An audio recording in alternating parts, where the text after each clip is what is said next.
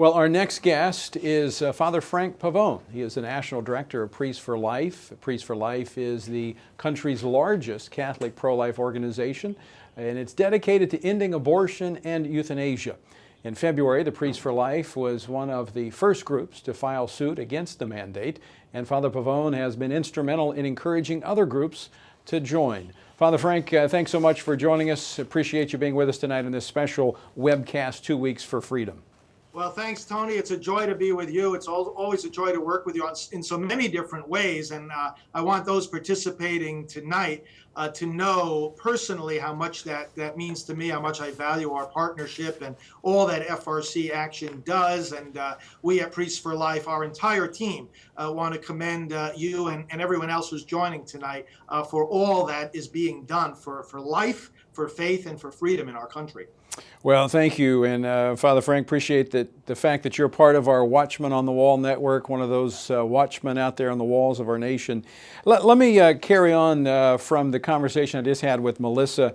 And how will this contraception mandate hinder religious groups from carrying out their mission? I mean, what's at stake here? You know, some are saying, oh, this is not a big deal. Just let us know how this will impact so many vital services that are provided throughout this country. Well, you know, I look at this question from the point of view, of course, of a very, very personal and professional impact on me as the director of our Priests for Life organization. It can affect the very survival of the organization because now we're put in a situation where either we have to choose to not provide health care insurance at all to our employees, or to do so in a way that would violate our conscience because it's going to have to cover activities that we teach people should not do. If we fail to cover those activities, then we begin incurring fines. And you know, Tony, it's very interesting that a group called Priests for Life, apparently to the Obama administration, is not religious enough to qualify even for the 1-year extension that the president said he was going to give to religious groups. We don't qualify for that. And that's because the services we provide, in our case, the assistance to women who are tempted to have abortions, those who have already had them or are looking for forgiveness, and the educational activity in the pro-life arena is provided to Americans despite what their religious background may be. So the service we provide, as has been said by others, is not because the recipient is Catholic, it's because we're Catholic. Right. So we're being told that you cover objectionable activities, and in our case, activities that the very group exists in order to prevent. And either you do this or you'll start incurring daily fines, which for an organization our size, our attorneys have told us would amount to about $2 million fines a year. I mean, this is absolutely outrageous and, of course, unworkable in the practical arena. So what's at stake, first of all, is the functionality and survival of the ministry. Secondly, of course, even more important, is our conscience, our credibility. In other words, if you're going to have a group say, well, you know, we want to continue to exist, so therefore, well, we'll turn a blind eye to this. The government is forcing us to do it. There's not much that can be done. So we'll turn a blind eye and we'll cover these activities in our health care plan. We don't expect our employees to use them anyway. Well, then what happens is you've sacrificed your credibility. Because people are going to look at you and say, if you can't even practice your own faith in the way that you carry out your day-to-day activities, how do you expect anybody else to take you seriously when you tell them to practice theirs? Right. So this is what's at stake for religious organizations and any organization of conscience that's facing this mandate. When you talk about the fines, $2 million worth of fines, I mean, we're talking about this could force organizations to close. Absolutely. It can force them to close. You know, I think back to Cardinal John O'Connor, who ordained me back in 1988, and he had his skirmishes with civil government along the way. And I remember one particular conflict he had with the officials of New York City.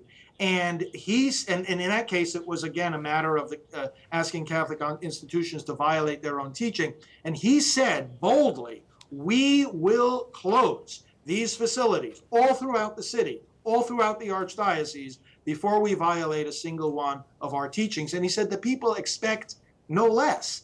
And so this is what now can happen across the country if we continue on what seems to me to be a collision course with this administration's mandate. We're not going to change, and the administration apparently continues to say that they're not going to change either.